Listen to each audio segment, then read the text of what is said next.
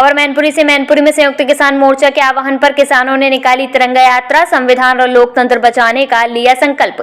कहा कि सरकार को दीजिए चेतावनी, आजाद भारत में किसानों, मजदूरों और नौजवानों की अनदेखी नहीं की जाएगी बर्दाश्त। ट्रैक्टरों पर किसान यूनियन टिकैत के साथ फहराया तिरंगा। इंकलाब जिंदाबाद का नारा किया बुलंद। संयुक्त किसान मोर्चा के आह्वान पर सारे देश में तिरंगा यात्रा निकाली गई। इसी क्रम में मैनपुरी में किसान यूनियन टिकैत के नेतृत्व में ट्रैक्टरों से तिरंगा यात्रा निकाली गई, जिसमें किसानों ने इंकलाब जिंदाबाद का नारा लगाने के साथ ही वंदे मातरम का भी उद्घोष किया।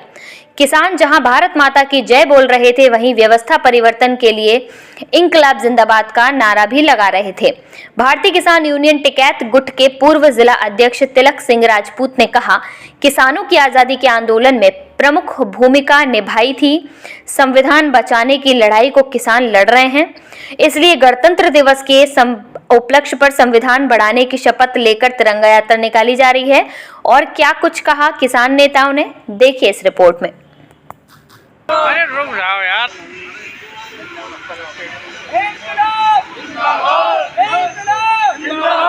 अमर शहीदों का बलिदान याद रखेगा हिंदुस्तान। अमर शहीदों का बलिदान याद रखेगा हिंदुस्तान। अमर शहीदों का बलिदान याद रखेगा हिंदुस्तान।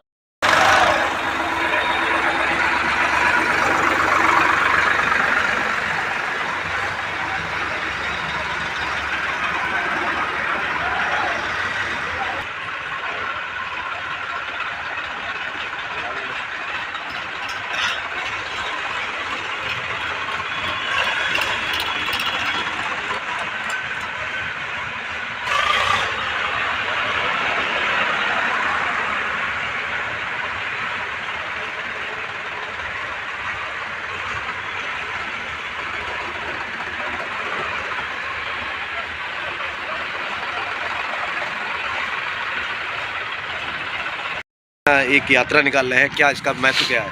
कलेक्ट्रेट में नहीं, पूरे देश में आज ये तिरंगा यात्रा किसानों की है। किसानों की, मजदूरों की, बेरोजगारों की, जो भी पीड़ित हैं, जिनकी आज तक 75 साल में कहीं सुनवाई नहीं हो रही, संविधान की धज्जियाँ उड़ रही हैं, वो लोग परेशान। आज पूरे देश में ये तिरंगा यात्रा ट्रैक्टरों के माध्यम से निकल रही है। हमारे जनपद में, मैनपुरी में, हर ब्लॉक स्तर पर ये यात्रा निकाली जा रही है। ये मैनपुरी ब्लॉक स्तर पर। अच्छा, इसमें भारतीय किसान यूनियन टिकैत नहीं, संयुक्त मोर्चा के आह्वान पर है। जो किसानों के संगठन है या अन्य संगठन इसमें शामिल हैं, उनका सबका आह्वान है, लेकिन जो भाग ले रहे हैं वो ले रहे हैं, लेकिन मुख्यतः भारतीय किसान यूनियन टिकैत ही इसमें शामिल है। तो ये आह्वान सबका है। इस यात्रा का क्या संदेश जाएगा? इस यात्रा का ये संदेश है, सरकार भी समझ ले इस चीज़ को, कि अगर किसानों ने, जवानों ने बलिदान दिया इस देश को आज़ाद कराने के लिए, इस संविधान को लागू कराने के लिए, अगर देश आज़ाद नहीं होता तो संविधान भी नहीं लागू होता।